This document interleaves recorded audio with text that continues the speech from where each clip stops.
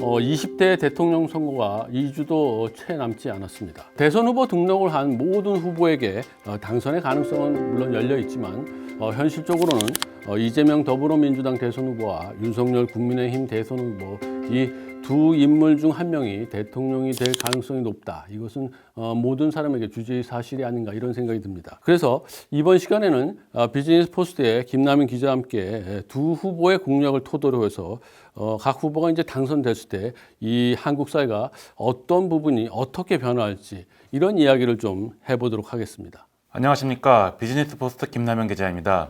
네, 김남인 기자. 그 이재명 후보의 공약 그리고 윤석열 후보의 공약 굉장히 비슷비슷한 그런 닮은 꼴 공약이 굉장히 많이 있습니다. 중도층의 마음을 얻기 위해서는 어쩌면 당연한 그런 현상일 수 있지만 하지만 입장 차이가 분명하고 어느 한쪽에만 있는 그런 공약도 있고 이런 식으로 좀 차이는 보이고 있어요.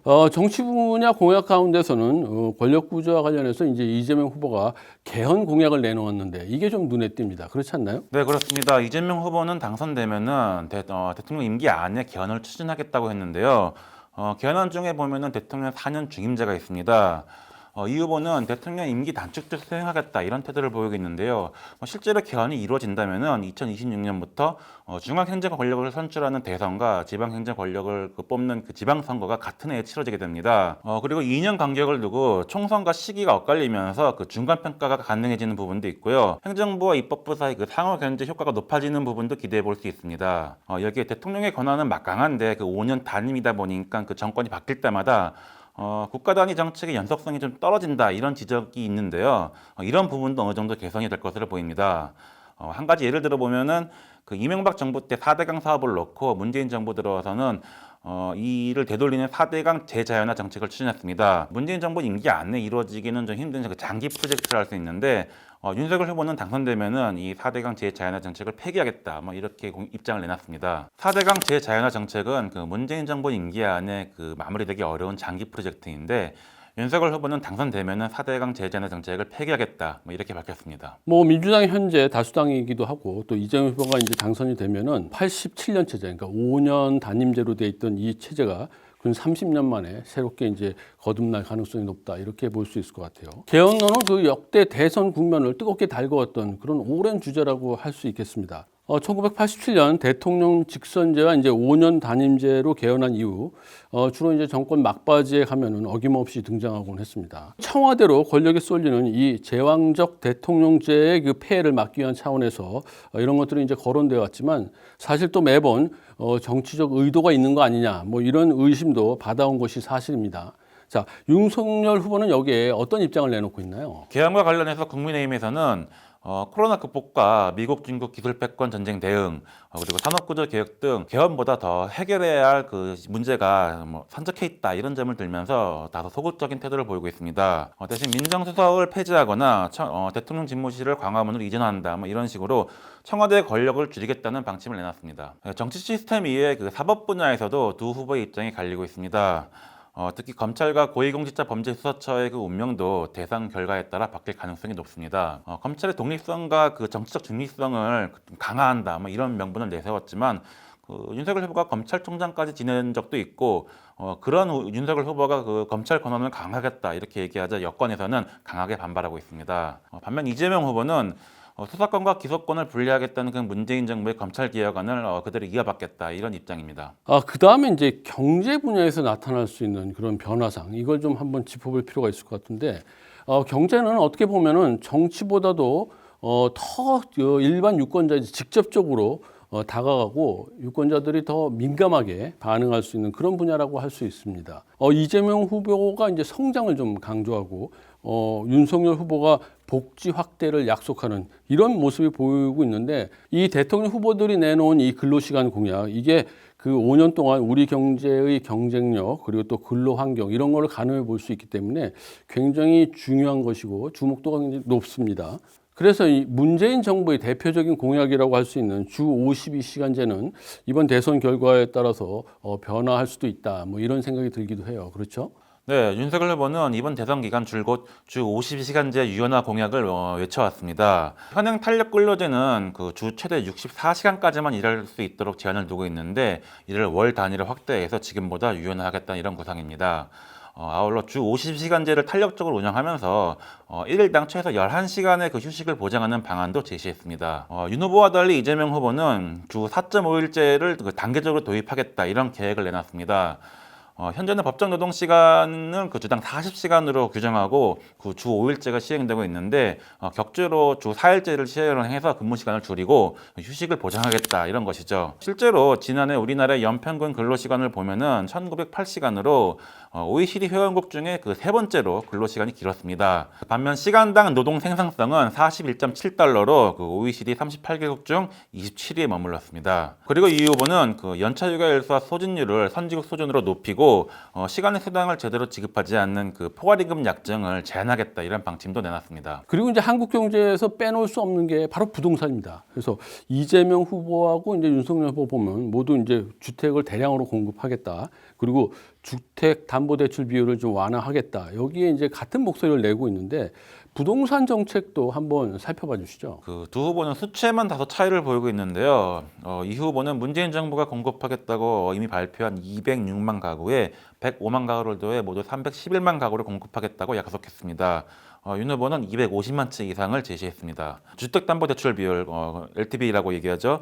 이 공약에선 이 후보와 윤 후보 모두 그 신혼부부를 비롯한 청년층들의 주거난을 해결하기 위해서 그 LTV를 높이겠다 이렇게 내놨습니다. 현재 서울을 비롯해 수도권 대부분 지역에서 그 주택 가격의 최대 40%까지 그 대출을 받을 수 있는데 이 후보는 이를 90%까지, 윤 후보는 80%까지 확대하겠다는 공약을 내놨습니다. 금융권에서는 LTV 확대 공약의 효과를 보기 위해서는 그 DSR 규제를 어떻게 완화할 것인지에 대해 좀 설명이 필요하다 이런 지적이 있는데 여기에 이 후보는 그 청년층에 대해서는 장래소득을 기반으로 그 DSR을 완화해주겠다 뭐 이런 방안을 제시했습니다. 그밖에 이 후보는 그 재개발 재건축 용적률 500% 상향, 분양원가 공개 및 분양가 상한제 적용을 통한 반값 아파트 공급 등이 좀 이런 공약이 눈에 띄고요. 윤 후보는 청년 원가주택, 역세권 첫집, 종합부동산세와 재산세 통합 또는 1주택자를 대상으로 한 종부세 면제, 임대차 3법 개정 등을 제시했습니다. 네, 그리고 이제 부동산 말고 유권자들이 관심을 많이 갖는 경제 분야는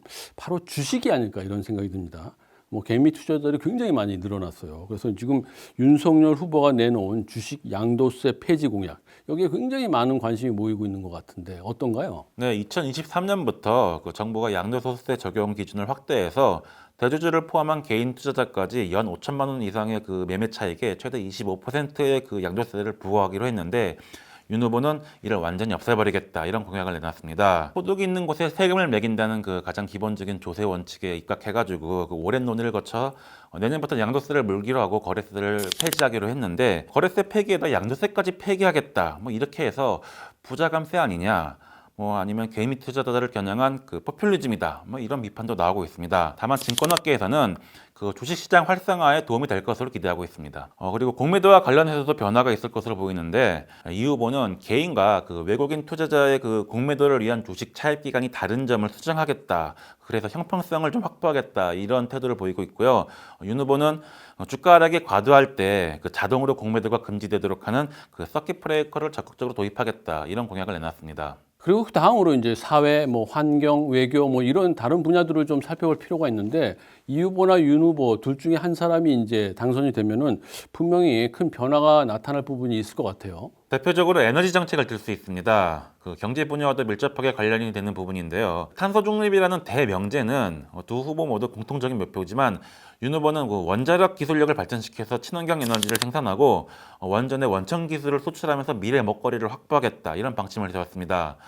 문재인 정부의 탈원전 정책을 뒤집겠다 이런 것이죠. 반면 이재명 후보는 그 감원전을 기조로 해서 재생에너지 산업을 육성하겠다 여기에 방점을 찍고 있습니다. 에너지 고속도로는 그 태양광과 풍력 등 이런 재생에너지 발전이 가능한 전국 각지에서 주민이 참여할 수 있는 작은 규모로 에너지를 생산한 다음 그 도시를 판매하는 이런 시스템인데 정부가 이를 위한 인프라에 대규모로 투자하겠다는 것입니다.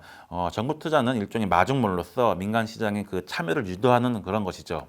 누가 당선되느냐에 따라서 정부의 에너지 정책과 또 환경 정책 이런 것들이 이제 틀이 좀 달라진다는 점에서 유권자들이 관련된 정책 정보를 좀 정확하게 알고 후보를 선택해야 되지 않나 뭐 이런 생각이 드네요. 그다음에 이제 외교 안보 분야에서 이 후보와 윤 후보는 그 입장차가 두드러지게 나타나는데 이 점도 한번 살펴봐 주시죠. 이 후보와 윤 후보는 중국에 대한 이 시각 차이가 큽니다. 가령 이 후보는 사드 추가 배치, 한미일 3국 군사동맹, 미국 미사일 방어체계 참여 등을 반대하는 문재인 정부의 삼불 입장을 계승하겠다 이런 태도인데 미국과의 관계는 실용을 중시하겠다 또 이렇게 얘기하고 있습니다. 반면 윤 후보는 사드 추가 배치를 공약으로 내세운 다음 삼불 입장을 계승하지 않겠다. 이런 점을 명확하게 밝히고 있습니다. 문재인 정부 시절 대중국 외교를 굴종 외교로 규정하면서 차별화에 무게를 뒀습니다. 병역제도와 관련해서도 병력을 줄이는 데에는 그 공감대를 갖고 있지만 모병제에 있어서는 좀 시각이 좀 다른 모습을 보이고 있습니다. 이 후보는 2027년까지 징집병을 15만 명 수준으로 줄인 다음 모병을 통해서 행정, 군수, 교육 이런 분야에서 전문성을 가진 그 군무원을 5만 명을 확충하겠다 이런 구상을 밝히는 반면에 윤 후보는 그 모병제에 다소 회의적인 입장을 보이고 있습니다. 다만 윤 후보는 그 국방혁신 4.0 이런 계획을 추진해서 병력 중심의 군을 탈피하고 2040년까지 그 무인 전투 체계로 전환하겠다. 뭐 이런 공약을 내놨습니다. 그 외에 윤석열 후보가 내놓은 여성가족부 폐지 이걸 좀 살펴볼 필요가 있습니다. 물론 이제 젠더 갈등이 좀 부각되기도 했지만 단순히 뭐 폐지만 하겠다 뭐 이런 건 아닌 것 같아요. 이걸 좀 살펴볼 필요가 있네요. 그 여성가족부가 폐지되면은 그 여성가족부가 담당하고 있던 그 고유의 복지 기능 이 부분을 조정할 필요가 있는데 윤 후보는 그 아동과 가족, 인구 등 그 사회 문제를 그 종합적으로 다룰 부처를 신설하겠다. 이런 방안을 내놨습니다. 반면 이 후보는 그 윤 후보의 그 여가부 폐지에 반대 입장을 밝혔습니다. 네, 그렇군요. 지금까지 저희들은 그 이재명 더불어민주당 대선 후보와 윤석열 국민의힘 대선 후보의 공약을 중심으로 정치, 경제, 사회 등에서 이제 대선 이후에 대한민국의 미래 변화상 이걸 좀 예상을 해봤습니다. 당선이 유력한 후보들이 내놓는 그 공약을 좀 잘 살펴보면은 그들이 중시하는 정책 그리고 또 국정 운영 방향 이런 것들을 저희들이 잘 살펴볼 수 있을 것 같습니다. 두 후보가 비슷한 공약을 제시한 것도 있고 뭐 입장의 차이를 보이는 그런 부분도 있습니다. 하지만 무엇보다 중요한 것은 무슨 공약을 내놓았는지가 아니고 과연 그 실현 가능성이 있는지 이게 중요한 것 같습니다. 말만 그럴싸한 공약을 내놓은 거 이거 그리고 과연 실현 가능할까? 이런 공약들은 저희들이 좀 경계해야 되지 않을까 그런 생각이 듭니다. 이재명 후보가 당선이 되든 또 윤석열 후보가 당선이 되든 어쨌든 지금으로서는 이 코로나 위기 극복을 비롯해서 정말 해결해야 될 여러 가지 현안들이 정말 산적해 있는 그런 상황이 아닌가 그런 생각이 들기도 합니다. 비즈니스 포스는 다음 대통령이 이러한 과제들을 다 해결하고 내놓았던 공약들을 어떻게 지켜나갈지 저희 계속해서 지켜보도록 하겠습니다.